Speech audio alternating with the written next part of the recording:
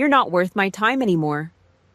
"Get out," my father said coldly, standing with his arms crossed, blocking the hallway. Right behind him, my older sister was smiling, clutching a tape measure to size up my bedroom window for new curtains. I was 18 years old. It was November 14th, and it was 26 degrees Fahrenheit outside. My entire net worth was exactly $42, a black plastic trash bag holding a few clothes, a 2003 Honda Civic with a broken heater and absolutely no one to call. I froze in that car for 3 straight nights.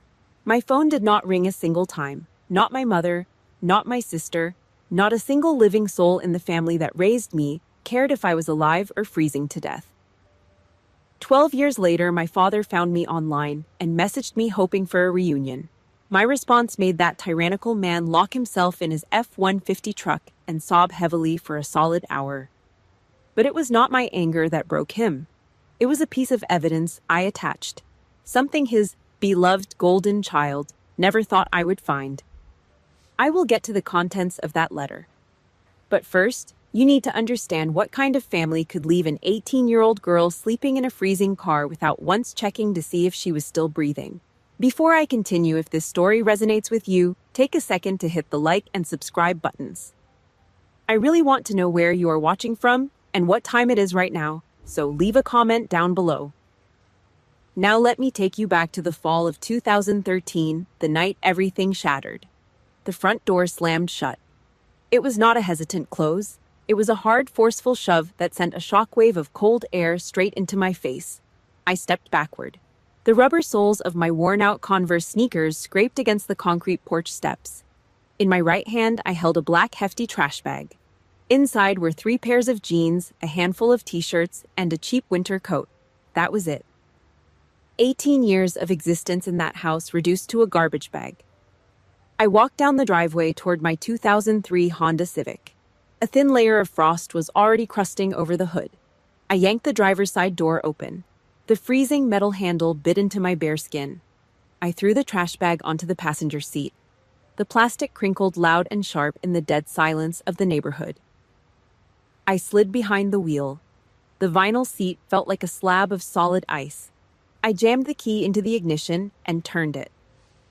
The engine coughed. It sputtered twice, choking on the cold before finally turning over with a rough, uneven idle. I reached over and cranked the heater dial all the way to the right. The blower motor screamed a high-pitched metal-on-metal screech and blasted a stream of air directly into my face. It was colder than the air outside. The heater core had been dead for 6 months. My hands gripped the steering wheel. My knuckles were already turning a pale, sickly white. I did not put the car in gear yet. I looked up. The second-floor window, my bedroom. The light was on. Through the thin fabric of the blinds, a shadow moved. Jocelyn. My older sister. Her silhouette stretched across the glass. I watched her reach up and pull down the framed corkboard where I kept my high school track ribbons. She was not just claiming the space, she was erasing me. Down on the first floor, the yellow porch light suddenly snapped off. The driveway plunged into total darkness. Clack! The sound of the heavy brass deadbolt locking echoed through the quiet suburban street. It was so loud it pierced right through the glass of my car window. They did not wait for me to back out of the driveway. They did not wait to see if my car would actually start. The second my foot cleared the threshold, they locked the door. I shifted the car into reverse. I drove away from the neatly manicured lawns and the 2-story colonial homes. I did not look in the rearview mirror. I kept my eyes on the dashboard. The gas needle was buried deep in the red zone. The low fuel indicator glared at me, a tiny orange eye mocking my reality. 10 minutes later, the bright, obnoxious glow of a Walmart supercenter loomed in the distance. The store was closed for the night. The massive parking lot was a vast, empty ocean of black asphalt, illuminated by flickering sodium vapor lights. It was the only place in town where a parked car would not immediately draw a police cruiser. I pulled into a spot near the back edge of the lot, right up against a chain-link fence. I threw the gear shift into park. I reached into the center console, pulled out my wallet, and dumped it upside down on my lap. A few pennies clattered against the plastic. I flattened out the paper bills with my stiff thumbs. 1 20, another 20. 2 crumpled $1 bills. $42. I stared at the money. My brain started doing the brutal mechanical math of extreme poverty. If I burned gas to run the engine, maybe the friction would eventually generate enough ambient heat to keep me warm. But that would eat through $20 by morning. That left $22 for food. How many days until I could find a job? How many days until I could afford a roof? The first rule of survival snapped into place. I reached forward and twisted the key backward. The engine choked and died. The dashboard lights went black. Beneath the car, the metal of the exhaust pipe ticked and pinged as it rapidly cooled down in the freezing air. It was 1 a.m. The thermometer reading on the dash had dropped to 26 degrees.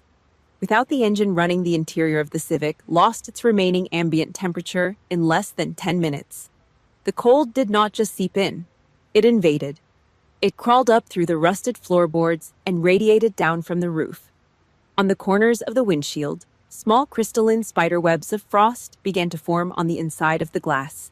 I grabbed the hood of my gray sweatshirt and pulled it up tight, burying my chin into the cheap cotton. I crossed my arms over my chest and shoved my bare hands deep into the opposite sleeves, trying to trap whatever body heat I had left. I leaned forward, resting my forehead against the top of the steering wheel. The steering column was freezing. My jaw started to tremble. Clack, clack, clack. My teeth began to chatter violently. I clamped my mouth shut, biting down hard on my own tongue to force it to stop. But the tremor just moved down into my shoulders. My entire body engaged its involuntary defense mechanism, shivering. The muscles contracting rapidly, desperately, trying to generate friction. To keep my organs alive, I did not cry. Crying required energy. Crying produced moisture, and moisture meant ice. I just sat there in the dark. Every time I exhaled, a thick plume of white vapor floated into the cramped, freezing air of the cabin. I watched my own breath hit the frozen windshield, waiting to see if I would wake up tomorrow. I could not risk staying at the Walmart parking lot. Security patrols would eventually notice a frozen Honda Civic taking up space, and the last thing I needed was a police officer knocking on my window, asking questions I had no energy to answer. On night 2, I shifted my makeshift coffin to the back lot of the county library. It was 2 in the morning when the light hit my face. A harsh, blinding beam swept across the frosted windshield, cutting through the darkness. A heavy knuckle rapped against the driver's side glass. Clack, clack. I flinched. My stiff neck cracked loudly in the silence. I fumbled with the manual window crank, rolling the glass down just a fraction of an inch. A blast of bitter wind hit my eyes. Standing outside was an old security guard. His uniform jacket looked thin, the embroidered badge on his chest fraying at the edges. A cheap, heavy flashlight was gripped tight in his gloved hand. "You okay in there, miss?" he asked. His breath plumed in the freezing air, illuminated by the beam of his own light. I nodded slowly, unable to speak. My jaw was locked solid. He hesitated. He swept the flashlight over the interior, lingering for a second on the black plastic trash bag in the passenger seat. He knew exactly what he was looking at. A kid living in a car. But he did not push. He did not demand identification or tell me to move along. He just lowered the flashlight toward the pavement. "Keep the doors locked," he muttered, turning back toward his patrol cart. A man making $10 an hour. A total stranger walking a freezing beat. In 48 hours, he was the only human being on this earth who bothered to check if I was still breathing. Night 3. 9 o'clock in the evening. The cold stopped feeling sharp. That was the most terrifying part. The biting needle-like pain in my extremities slowly faded into a dull, heavy numbness. I stared down at my hands resting on my lap. The tips of my fingers were chalk white. The blood was actively retreating, pulling back to my core to protect my vital organs. Survival finally crushed whatever pride I had left. I reached for my phone in the cup holder. The plastic casing was practically a block of ice. My thumb would not bend the joint completely stiff. I had to use the hard knuckle of my index finger to press the screen and unlock it. I called my father first, the Marine. The man who spent his life preaching about unit cohesion, about loyalty, about the sacred vow of never leaving a man behind. I held the cold glass of the phone to my ear. One ring, then a sharp, dead tone. Beep. He had blocked my number. I swallowed the dry, painful lump in my throat. I dialed my mother. The line rang. Once, twice, 3 times, 4, 5, 6. Total silence. She was probably sitting right next to him on the living room couch, staring at the caller ID on her screen, too much of a coward to pick up. She chose her comfortable life over her freezing daughter. I dialed Jocelyn. It did not even ring. It went straight to her voicemail. "Hey, it is Joss. Leave a message." Her cheerful recorded voice echoed in the freezing dark cabin of the Civic. 3 calls, 3 brutal rejections. My blood family had drawn their line in the snow. They were comfortable inside a house heated to 72 degrees, while I was rapidly shutting down in a metal box at 26 degrees. By 11 o'clock, the early stages of hypothermia fully set in. My thoughts started getting sluggish, as if my brain was trying to push through thick mud. The edges of my vision blurred. I caught myself closing my eyes for way too long. The urge to just sleep was overwhelming, a heavy weight pressing down on my eyelids. I picked up the phone one last time. I hit a speed dial number with my knuckle. Sarah, my best friend. I did not even form a complete sentence when the line connected. Just a location, a rasping voice, and a plea. 32 minutes later, headlights tore through the absolute darkness of the library parking lot. It was not a slow-moving police cruiser. It was a dark green Subaru Outback, and it was moving fast. The car jerked into park next to my Civic. The driver's side door flew open before the engine even cut off. Martha Hayes, Sarah's mother, an emergency room nurse who had spent 20 years dealing with trauma car wrecks and the chaotic reality of death. She did not walk. She sprinted across the asphalt. She did not tap gently on the glass. She yanked the door handle hard. The frozen hinges screamed as the metal door gave way. Martha did not ask, "What happened?" or "Are you okay?" Those were questions for amateurs. She took one look at my purple lips, my chalk-white fingers, and the violent, uncontrollable tremors shaking my core. She reached into the backseat of her Subaru and pulled out a heavy military-grade wool blanket. She threw it over my shoulders, wrapping it tight against my neck. Without asking for permission, she grabbed me under the arms, hauling my stiff, useless body out of the Civic and directly into the passenger seat of her running car. The heater was blasting. Thick, glorious, burning hot air poured from the vents, carrying the faint scent of coffee and medical scrub detergent. Martha slammed the passenger door shut, trapping the heat inside. She got behind the wheel and put the car in drive. She looked at me for a split second. Her expression was hard, professional, and fiercely protective. "You are safe now," she said. Her voice was a massive steel anchor dropping in the middle of a hurricane. "That is the only thing that matters tonight." I slumped against the heated leather seat. The intense warmth hit my frozen skin like a physical blow. The exhaustion I'd been fighting for 72 straight hours finally broke through the dam. If you have ever realized that family is about who shows up for you in the dark and not who shares your blood, hit the like button and subscribe to the channel. Drop a comment below and tell me, who was the person that showed up for you when you hit rock bottom? I read every single one. My eyes rolled shut. I passed out as the Subaru sped away from the library. But before the darkness took me completely, a new realization settled in my thawing brain. They tried to freeze me out, but they just taught me how to survive the winter. The terrified 18-year-old girl died in that parking lot. The soldier was waking up. The smell of hot oatmeal pulled me up from the depths of a heavy, dreamless sleep. I opened my eyes. I was not in a frozen Honda Civic. I was lying on a pull-out sofa in a warm, quiet living room. The thick wool blanket was still wrapped tightly around my chest. I sat up. My joints ached, a deep, lingering soreness from the brutal cold of the previous nights. I walked into the kitchen.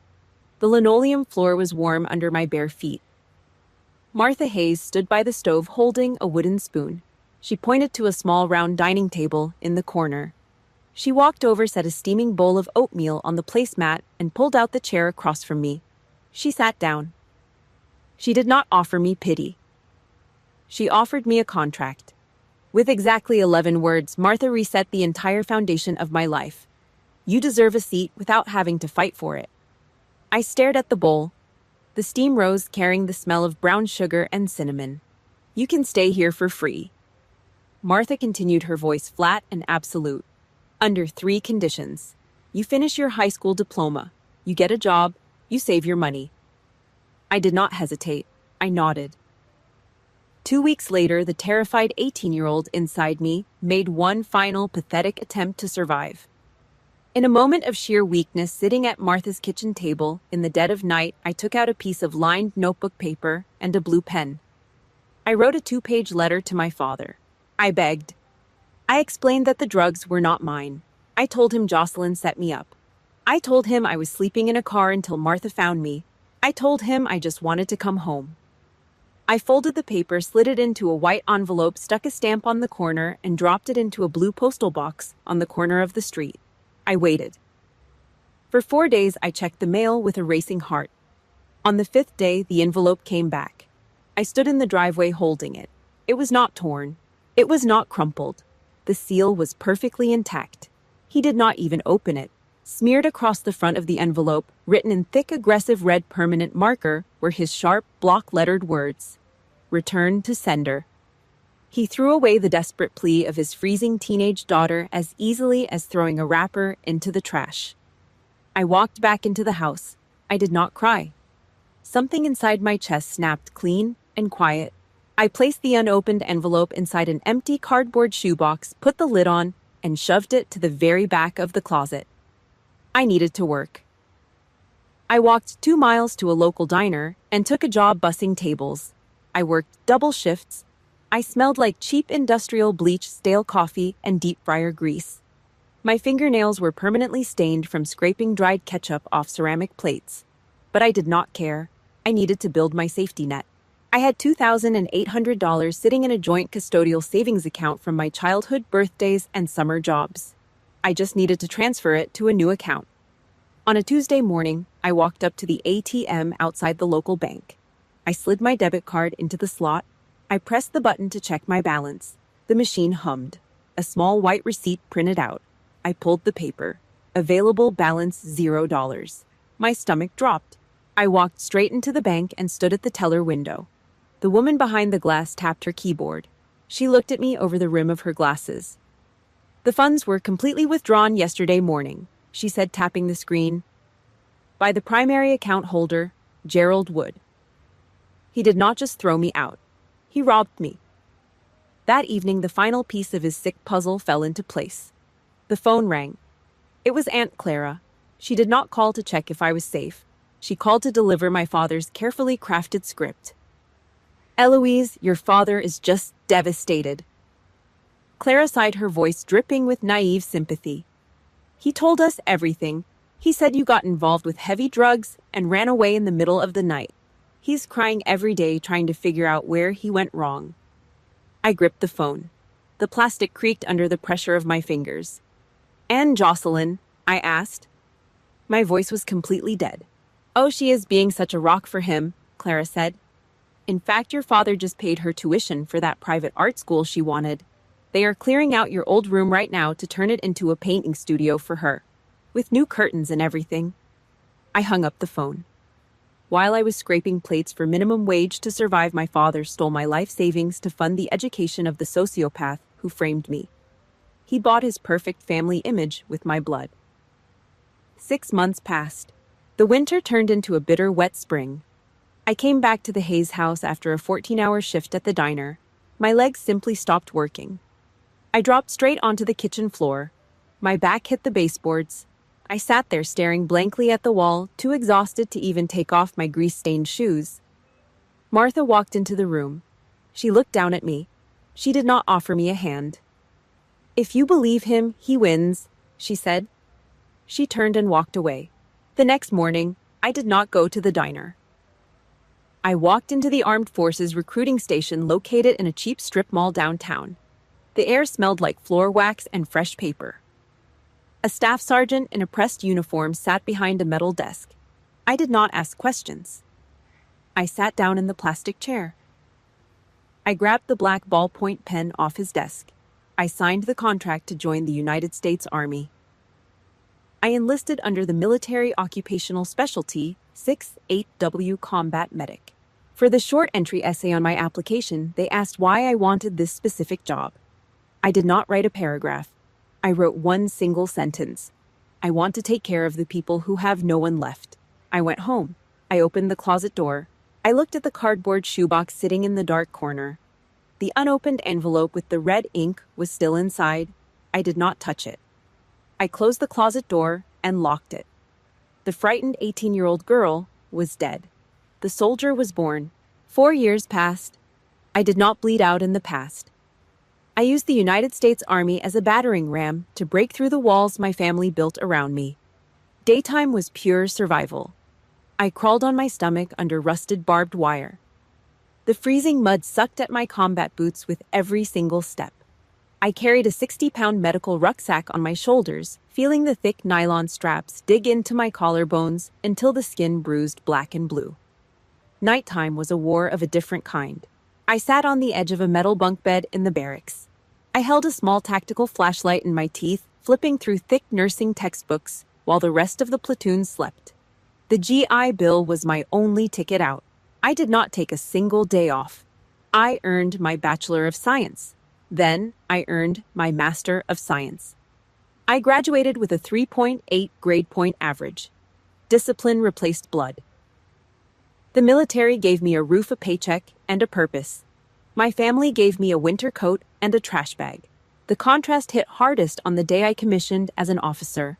I stood on the polished auditorium floor. My dress blue uniform was pressed so sharply the creases could cut glass. Colonel Harrison Thorne stepped in front of me. He was a veteran combat surgeon, a man who earned his respect in blood and sand. He held the silver double bars of a captain. "Attention to orders," he barked. I locked my knees. I stared straight ahead. I felt the sharp metal pins pierce the thick fabric of my collar. I was Captain Eloise Wood, summa cum laude. I turned to face the audience. The bleachers were packed with proud families taking photographs and holding flowers. Down in the front row, I had 4 reserved seats. Martha sat in the first one. Sarah sat in the second. 2 of my squad mates' medics who had bled in the dirt with me filled the rest. There was no one named Wood. It was Thanksgiving weekend. Millions of American families were gathering around large oak tables, carving roasted turkeys, and pouring gravy. I spent the last 4 years dragging soldiers out of the mud and suturing open wounds in the middle of the night. But I still did not earn a single folding chair at my own father's dining table. After the ceremony, Martha walked up to me. She adjusted the silver bars on my collar. She looked around the massive auditorium, her eyes softening with a quiet sadness.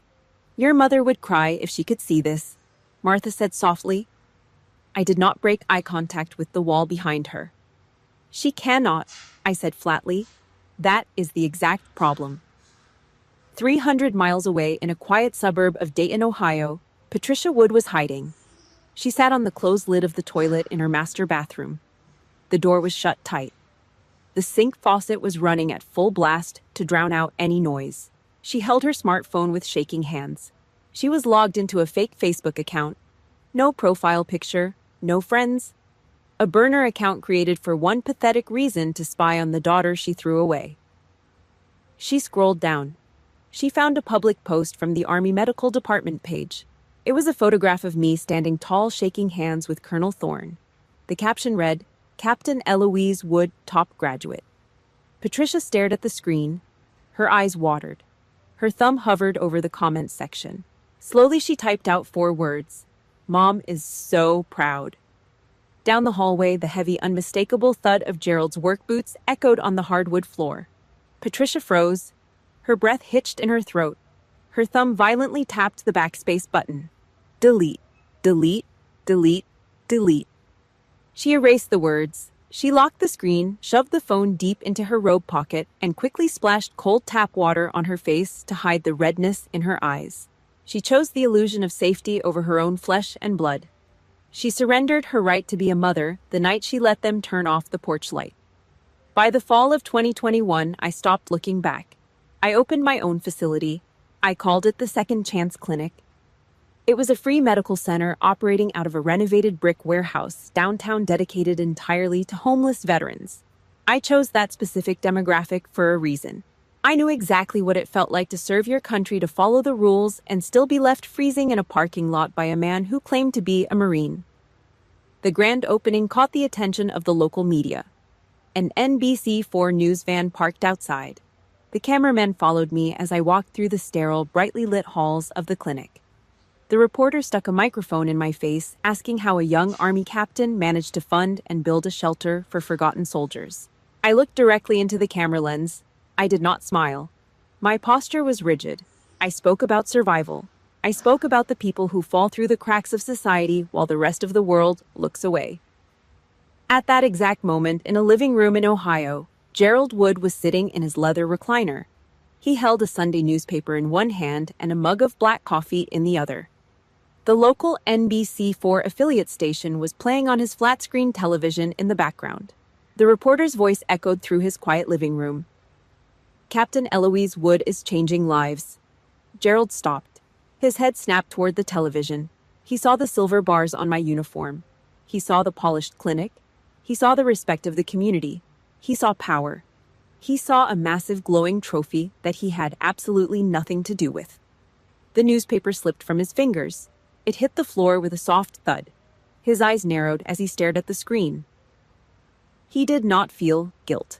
He did not feel remorse for the freezing car or the stolen savings account. He saw a brand new storyline. The predator had just found his next target.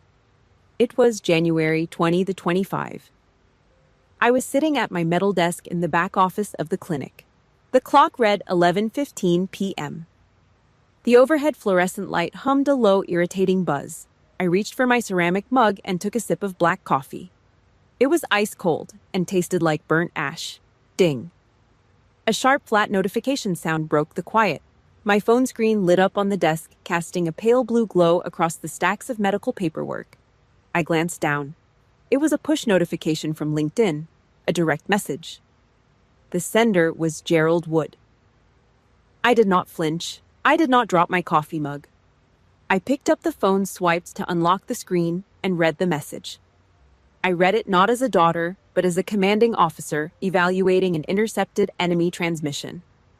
Eloise, it is Dad. I saw the article on the news.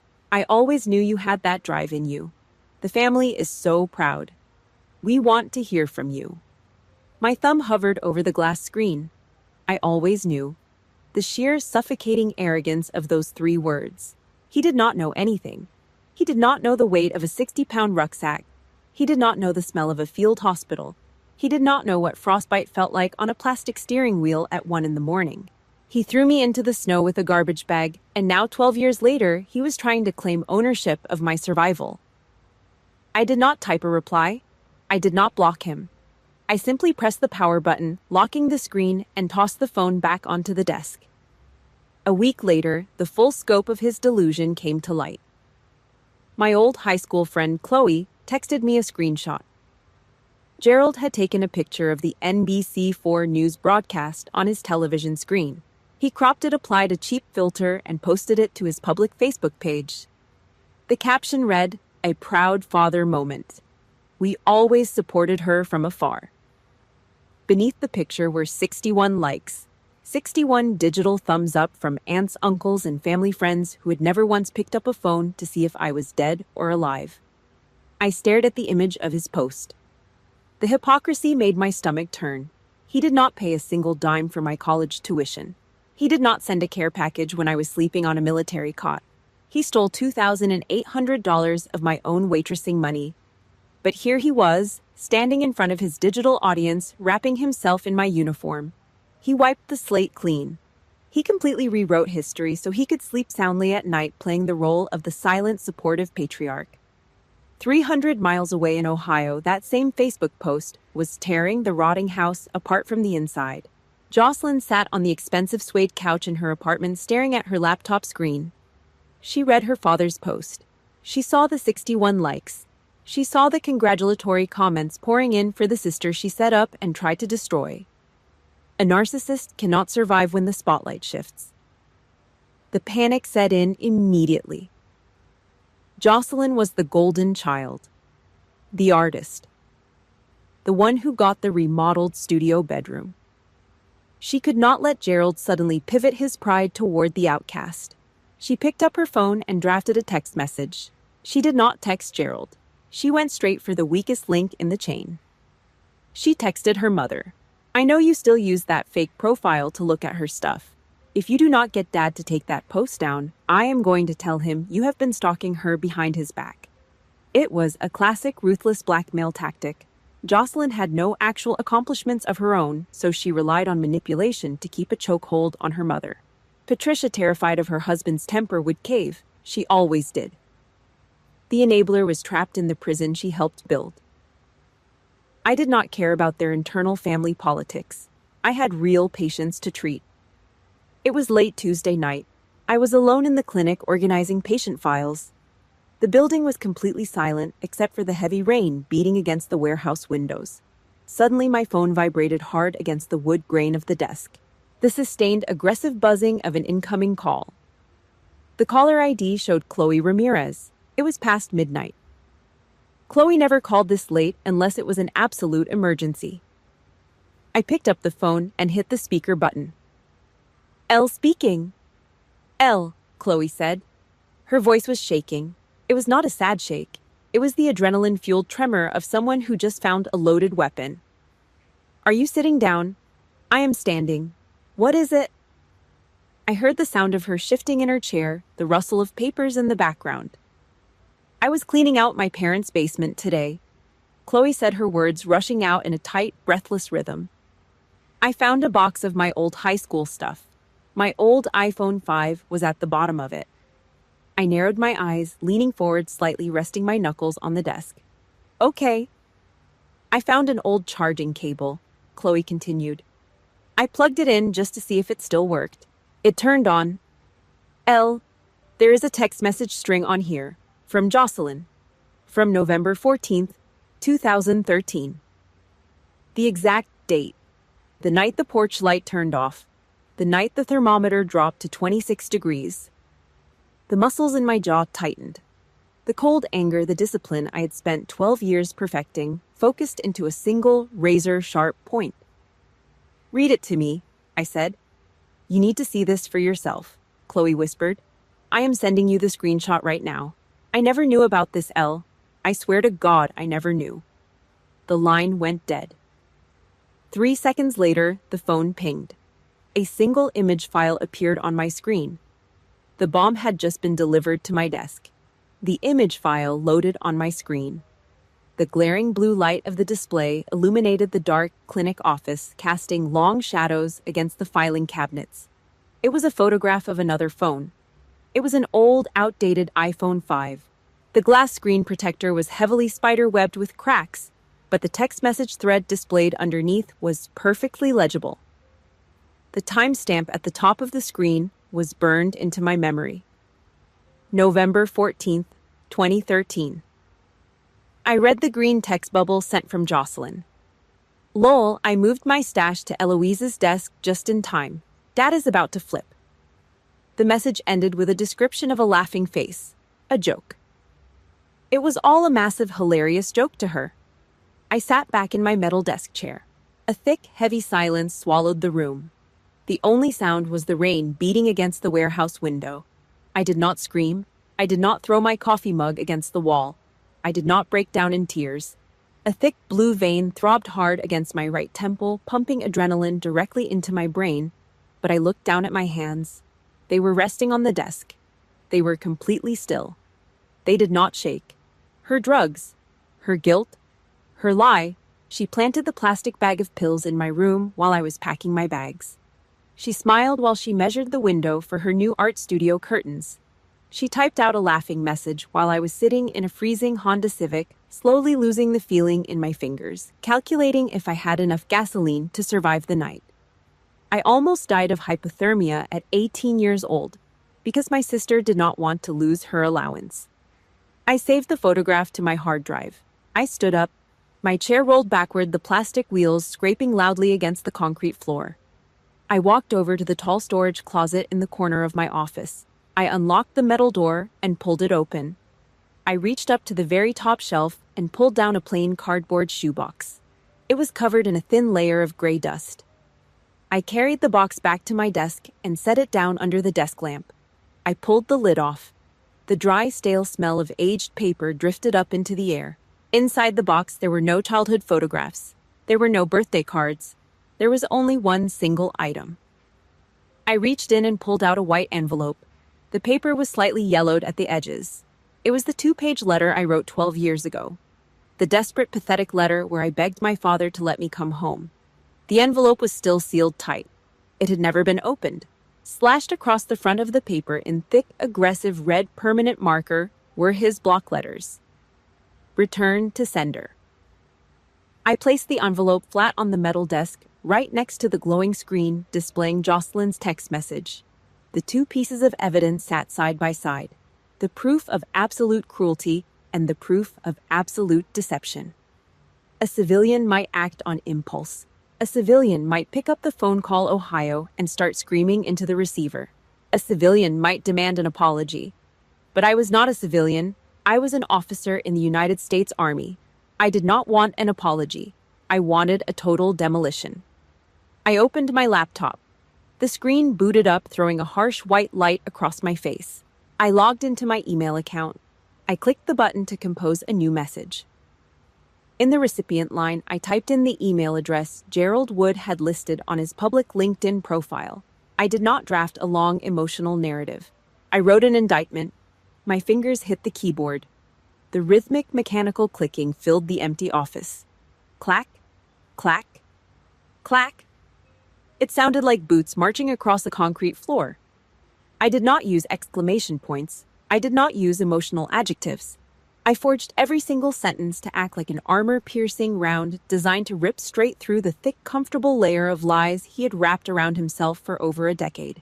In the military, we have a tactical concept called the double tap. When you engage a hostile target, you do not fire once and look away. You fire 2 rapid shots into the center of mass to ensure the threat is permanently neutralized. I moved the mouse cursor to the attachment icon. I uploaded the first file. The screenshot of the cracked iPhone 5. The text message where his golden child admitted to planting the drugs that got me thrown into the snow. I uploaded the second file. A high-resolution scan of the sealed envelope with his red handwriting. The proof that he threw away my cry for help like a piece of garbage. The 2 files locked into the email draft. The double tap was loaded into the chamber. If you have ever had to collect cold, hard evidence to prove your own sanity against a family of liars, hit the like button and subscribe to the channel. Leave a comment below and tell me what was the one piece of proof that finally exposed the person lying about you. I read every single one. I leaned back in my chair. I looked at the digital clock in the bottom corner of the laptop screen. It was 11:47 p.m. I read through the short, brutal email one last time. There were no spelling errors. There was no room for misinterpretation. There was no escape route left for the man sitting in his comfortable leather recliner in Ohio. I took a slow, deep breath in through my nose. The smell of cold coffee and dust filled my lungs. I exhaled slowly through my mouth. I placed my right index finger over the mouse. I pushed down. Click. A small gray box appeared at the top of the screen. Message sent. The email was gone. Sent into the digital void aimed directly at Ohio. I leaned back in my metal desk chair, watching the screen. I did not close the laptop. I waited. The clinic was dead silent, save for the rain hammering against the corrugated steel roof. I kept my eyes locked on the sent folder. My email provider had a read receipt function. It was a simple, brutal tool. It told you exactly when the target opened the message. 12 years ago, my father stood in a heated hallway, crossed his arms, and told me I was not worth his time. I wrote this email to show him the final bill for that statement. I read through the words I just sent, watching them reflect in the harsh white light of the monitor. Gerald, you told me I was not worth your time. Here are the results of that decision. November 14th, 2013. 26 degrees, night 1. Walmart parking lot. Night 2, the county library. An underpaid security guard was the only human being to ask if I was alive. Night 3, I called you. You blocked my number. I called Mom. She let it ring. A friend's mother had to drive across the city to save me from early-stage hypothermia. You went online this week to claim my achievements. You posted to your family and your friends that you always knew I had the drive to succeed. You did not know. To know something, you have to actually be there. You were not there when I was crawling through freezing mud in basic training. You were not there when I commissioned as an officer to an empty row of seats. You do not get to claim the finish line when you actively tried to break my legs at the starting block. You rewrote my life story so you could sleep at night. You justified throwing an 18-year-old out into the snow by convincing yourself I was a drug addict. Open the first attachment. I pictured him sitting in his leather recliner, tapping the screen of his phone, opening the file. I pictured the exact moment his eyes adjusted to the image. That is a text message from your golden child. Sent the exact night you locked the deadbolt. She planted her drugs in my desk. She set me up so she would not lose her art school tuition. She was measuring my bedroom window for her new curtains while I was packing my trash bag. You threw me away for a lie. You reached out to me on LinkedIn because you saw the captain bars on my collar. You saw the clinic on the news. You needed a new story to brag about. Open the second attachment. The second attachment. The kill shot. That is the letter I wrote you 12 years ago, begging to come home. You sent it back with a red stamp. You made your choice then. I will not be a prop in your fake supportive family storyline. I am not your story. I am my own. Eloise. I sat still in the quiet office. The coffee in my mug was entirely cold. I did not move to empty it. I watched the screen. At 11:52 p.m., a tiny gray check mark appeared next to the email subject line. Read, 300 miles away in the quiet suburbs of Dayton, Ohio. The silence in the Wood household was deafening. Gerald Wood stood in the center of his living room. The television was muted. The only light in the room came from the bright, glowing screen of his smartphone. He stared at the first attachment. The cracked iPhone 5 screen, Jocelyn's text message, the laughing face, the casual joking admission of a crime that ripped his family apart. His thumb trembled. A man who prided himself on absolute control, a man who ruled his house with an iron fist, was physically shaking. He swiped to the second attachment, the white envelope, the red marker, his own handwriting. Return to sender. The two images burned into his retinas. The realization hit him with the force of a freight train. He did not banish a degenerate drug addict to protect his home. He banished his innocent daughter to protect a lying, manipulative sociopath. And he funded that sociopath's life with the money he stole from the victim. He had spent 12 years telling everyone and telling himself that he made the hard, necessary choice of a tough father. It was all a lie.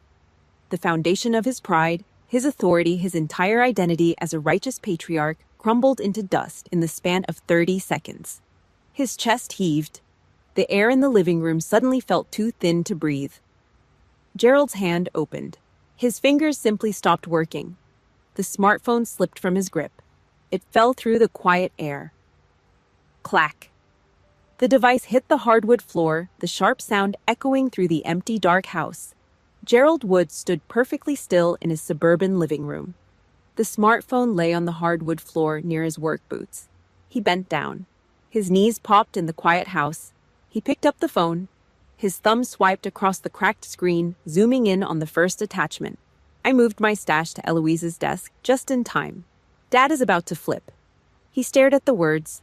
He stared at the laughing face at the end of the text message. He swiped to the second image. Return to sender. His own handwriting. The thick red permanent marker. Gerald was a man who built his entire life on absolute control. He ran his house like a barracks. He demanded respect. He commanded obedience. For 12 years, he looked his friends and neighbors in the eye and told them a story of a tough father making a hard choice. He told them he had to throw out a degenerate drug addict to save his family. He believed his own lie. Now staring at the glowing screen, the lie shattered. He did not protect his house. He protected a parasite. He took the only daughter who possessed his grit, his resilience, and his work ethic, and he threw her into a freezing driveway. He let the golden child manipulate him into destroying the only person in the house who actually mirrored his strength. He robbed her bank account to pay for Jocelyn's private art school. He built a studio for the architect of his greatest failure. Gerald's chest tightened. He could not get enough air. He dropped the phone into his jacket pocket. He turned and walked out the front door. He did not grab his keys. He did not put on a coat. He walked down the driveway and climbed into the driver's seat of his dark blue Ford F-150. A faded Marine Corps decal was stuck to the rear window. He slammed the heavy metal door shut. He did not start the engine. He gripped the steering wheel with both hands. His thick, calloused fingers squeezed the leather wrap until his knuckles turned white. He leaned his forehead against the cold steering wheel. The dam broke. Gerald Wood, the iron-fisted patriarch, began to sob. It was not a quiet, dignified cry. It was a violent, ugly, guttural sound. He gasped for air, his broad shoulders shaking in the darkness of the truck cab. He cried for the 18-year-old girl he abandoned in the freezing cold. He cried for the 12 years of her life he threw away. He cried because he knew with absolute certainty that she would never forgive him. He spent a solid hour in the dark choking on his own guilt. At 1 a.m, the front door of the house opened again. Gerald walked into the kitchen. His eyes were bloodshot. His face was gray. Patricia was standing by the sink holding a glass of water. She wore a thick bathrobe, her eyes wide with nervous apprehension. She had heard the truck door slam an hour ago, but she was too afraid to go outside. Gerald did not say a word. He pulled the phone out of his pocket and slammed it face up onto the granite kitchen island. The heavy thud made Patricia jump. He pointed a thick, trembling finger at the glowing screen. "Did you know about this?" His voice was a low, raspy growl. Patricia looked down at the screen. She saw the text message. She saw the date. The color instantly drained from her face. She looked like a ghost. Her jaw worked up and down, but no sound came out. She backed away from the counter, her hands gripping the glass of water so tight her knuckles cracked. She slowly shook her head. A pathetic, silent denial. Gerald stared at her. The disgust in his eyes was absolute. He turned his back on her and walked down the hallway to the master bedroom. He closed the door. The loud click of the lock echoed in the silent kitchen. The sun came up at 6. Gerald did not make coffee. He did not eat breakfast. He walked out to the F-150, started the engine, and backed out of the driveway. He drove across town. He bypassed the quiet suburban streets and headed straight for the upscale modern apartment complex downtown. The rent was $3,000 a month. Gerald paid half of it. He parked the truck in the loading zone. He did not care about a ticket. He walked into the lobby, stepped into the elevator, and pressed the button for the 4th floor. He walked down the carpeted hallway and stopped in front of apartment 4B. He did not knock. He reached out, grabbed the brass handle, and pushed. The door was unlocked. Gerald stepped inside. The apartment smelled like expensive vanilla candles and fresh espresso. Jocelyn was sitting at the glass dining table. She was wearing silk pajamas, typing on a silver laptop. She looked up. A bright artificial smile immediately plastered across her face. "Dad, what are you doing here so early?" Gerald did not answer. He walked straight to the glass table. He pulled his phone from his jacket pocket and threw it down. The device slid across the smooth glass and stopped right next to her coffee cup. "Read it," Gerald commanded. His voice was dead. Jocelyn looked confused. She picked up the phone. She looked at the screen. The artificial smile vanished. The muscles in her face twitched. Her eyes darted back and forth across the text message, reading the words she typed 12 years ago. The exact words that condemned her sister and secured her own comfortable life. She looked up at Gerald.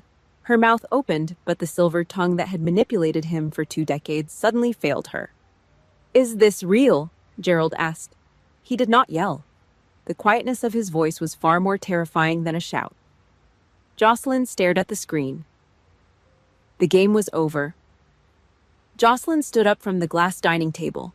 The expensive silk pajamas she wore suddenly looked ridiculous against the sheer panic radiating from her face. She looked at the phone screen. Then she looked at Gerald. She opened her mouth, but the script she had rehearsed for over a decade was gone. The fake tears, the gentle reassurances, the subtle digs at my character, none of it worked against hard digital evidence. A narcissist cornered is a dangerous thing. When the mask shatters, the instinct is to destroy whatever is standing closest to them. Jocelyn raised her voice. It was not a plea. It was a vicious, high-pitched scream. She slept in the car because of you, Jocelyn yelled, pointing a manicured finger right at Gerald's chest. You are the one who kicked her out. You locked the door. You are the one who threw her out, not me. The apartment went completely still. That sentence was the absolute end. It was the lowest, most cowardly defense a human being could throw. She did not apologize. She did not show a shred of guilt for planting the drugs. She took the man who had funded her entire existence, the man who had ruined his other daughter to protect her, and she shoved him directly under the bus to save herself. Gerald did not yell back. He did not step forward. He looked at Jocelyn, truly seeing her for the first time in 25 years. He saw a parasite, a spoiled, empty shell of a person who would burn the world down just to keep her hands clean. He reached out and picked his phone off the glass table. Do not ever call the house again, Gerald said. His voice was dead. He turned his back and walked out of the apartment. He did not look back when Jocelyn started screaming his name down the hallway. 10 minutes later, Patricia was sitting in the kitchen back in Ohio. Her phone rang. The caller ID flashed Jocelyn's name. Patricia answered the call. Before she could speak, Jocelyn's hysterical voice blasted through the speaker. She was crying, demanding that Patricia fix it, demanding that Patricia talk to Gerald and tell him it was all a misunderstanding. She fell back into her old rhythm, trying to manipulate the enabler. But the enabler had spent the last 12 hours staring at the ruins of her family. Patricia gripped the phone. The knuckles on her hand turned white. For 25 years, she had kept her mouth shut. She had let her husband dictate the rules. She had let her older daughter control the narrative. She had watched her youngest child get thrown out into the snow, and she had done nothing. Not anymore. No. Patricia growled into the receiver. The word tore out of her throat. Jocelyn stopped crying. What? Your father is in pain right now because of what you did, Patricia screamed. And so am I. Patricia pulled the phone away from her face. She hit the red button. Click. She ended the call. She did not just hang up the phone. She stripped Jocelyn of the one weapon she had left her mother's compliance. The fallout was swift and absolute. Within 48 hours, Gerald showed the text message to his brother Arthur and to Aunt Clara. The smear campaign that Jocelyn and Gerald had built 12 years ago collapsed overnight. My phone rang constantly. Aunt Clara left a tearful 3-minute voicemail apologizing for believing the lies. Uncle Arthur did not even bother calling Jocelyn. He blocked her number immediately. The family excommunication was total. Jocelyn tried to control the damage the only way her generation knew how. She took to social media. She posted a black and white picture of a sunset on her Instagram account. She typed out a long passive-aggressive caption about mental health. Sometimes family is the most toxic thing in your life. You have to cut off the negativity to heal. She posted it. She waited for the validation. She waited for the sympathetic comments and the likes from the relatives she had manipulated for years. 24 hours passed. 0 likes, 0 comments. Absolute digital silence. The people who used to orbit her like the sun had completely vanished. She was not the victim. She was the villain, and now everybody had the receipts. She was socially and digitally erased. A week later, I was sitting at my desk at the clinic. The rain had stopped. The morning sun was cutting through the large warehouse windows, casting bright, warm light across my paperwork. My laptop chimed. A new email notification popped up in the corner of the screen. It was from Gerald. I clicked it open. Eloise. I was completely wrong. I am so sorry. I hear you now. Please tell me how to fix this. A second later, my phone vibrated. A text message from my mother. It was a long block of text filled with apologies, regrets, and promises to do better. I sat back in my chair. 12 years ago, I would have killed for these messages. I would have given anything for my father to admit he was wrong or for my mother to stand up for me. But I was not an 18-year-old kid freezing in a Honda Civic anymore. I did not need them to save me.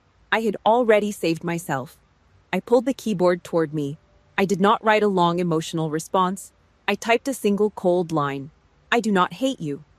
But I cannot trust you. I need space. I hit send. I forwarded the exact same message to my mother's cell phone. I reached over and closed the laptop. The screen went black. I pushed my chair back, stood up, and walked out the back door of the clinic into the bright, crisp morning air. The morning of the ribbon-cutting ceremony was sharp and clear. The Ohio air still held a late winter bite, but the sun was bright, reflecting off the freshly painted brick of the warehouse downtown. I stood on the wooden podium, set up near the entrance. I wore my dress uniform. The silver captain bars on my collar caught the light. Around my neck, tucked neatly under the lapel, I wore my standard-issue stethoscope. My metal dog tags rested heavy against my chest, a quiet reminder of where I came from. I looked out at the audience. There were about 40 people gathered in the parking lot. Most of them were homeless combat veterans, men and women who had carried rifles for this country only to end up sleeping on concrete sidewalks. They were the people society preferred to ignore. Sitting in the front row was Colonel Harrison Thorne. Next to him was Martha Hayes. I stepped up to the microphone. "They call this place the Second Chance Clinic," I said. My voice carried across the quiet lot. But that is not accurate. For the men and women standing here today, this is not a second chance. It is the first time anyone has actually given a damn about whether they live or die. We are here to change that. I did not mention the name Wood. I did not dedicate the building to my family. They did not earn a single breath of my speech. It was 8:15 a.m. As the crowd began to applaud, a vehicle slowly pulled into the far edge of the asphalt parking lot. It was a dark blue Ford F-150. The truck did not pull into a marked spot. It idled near the chain-link fence. The engine rumbled, a low, steady vibration you could feel in your chest. I looked up from the podium. Gerald Wood was sitting behind the steering wheel. He had a faded baseball cap pulled low over his eyes, but I could see his face clearly through the windshield. He looked older. The arrogant, iron-jawed Marine who blocked my hallway 12 years ago was gone. He looked hollowed out. We were 40 feet apart. He did not get out of the truck. He did not walk over to demand a hug or stage a tearful apology for the cameras. He finally understood the rules of engagement. He had no authority here. Our eyes locked across the distance. I did not glare at him. I did not feel the crushing weight of hatred anymore. I just felt a profound, quiet emptiness toward the man who gave me half my DNA. I gave him a single, slow nod. An acknowledgement of his presence. Nothing more. Gerald stared at me for a long moment. He slowly nodded back.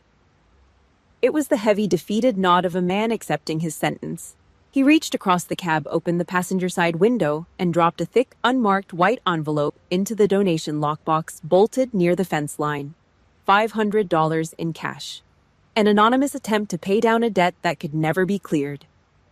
He rolled the window up. He put the truck in reverse and backed out of the lot, disappearing down the street. Martha stepped up beside me on the podium. She watched the taillights fade. "You did not forgive him," she said quietly. "No," I replied, keeping my eyes on the street. "Good," Martha said, her voice steady. "Let him carry it. It is his burden now." By the time I turned 30, I had built a life that no one could take away from me. I did not just build a clinic, I built a family. I felt a heavy hand rest on my shoulder. I turned around. Liam was standing there holding 2 cups of black coffee. He was a city firefighter. He worked 24-hour shifts pulling people out of burning buildings. He was quiet, steady, and entirely unfazed by my scars. He did not ask me to fix my past. He just stood beside me while I built the future. A few weeks ago, I received an email from the state medical board. Someone had submitted my name for the state's Best Nurse Award. I looked at the IP address attached to the anonymous nomination. It traced back to a familiar suburb in Dayton, my mother. The woman who used to hide in her bathroom with a fake Facebook profile was finally trying to stand up in her own weak, fractured way. It was a pathetic, belated attempt at redemption. I saw it. I acknowledged it. But I did not reach out. The boundary was set in concrete. Blood does not automatically grant you access to the person I became. Later that afternoon, after the crowds had cleared and the clinic doors were locked, I walked around to the back alley of the warehouse. Tucked into a narrow space between the brick wall and the chain-link fence, sitting on 4 flat tires, was a rusted 2003 Honda Civic. I paid a towing company to drag it out of a scrapyard and park it here. I refused to let it be crushed. I kept it as a monument. I walked over to the car. I reached out and placed my bare hand flat against the freezing, rusted metal of the hood. I closed my eyes. I could almost feel the bitter 26-degree air cutting through my cheap sweatshirt. I could almost hear the desperate chattering of my own teeth. I remember the terrified 18-year-old girl curled up in the driver's seat, watching the frost spiderweb across the windshield, waiting to die. She did not die. She figured out how to survive. And because she survived, 40 veterans slept in warm beds tonight instead of on the concrete. My father stood in a hallway and told me I was not worth his time. He was wrong. My name is Eloise Wood. I am 30 years old, and I am always worth the time. If this story gave you the strength to finally walk away from the people holding you down, hit the like button, leave a comment, and subscribe. Thank you for listening. See you next time.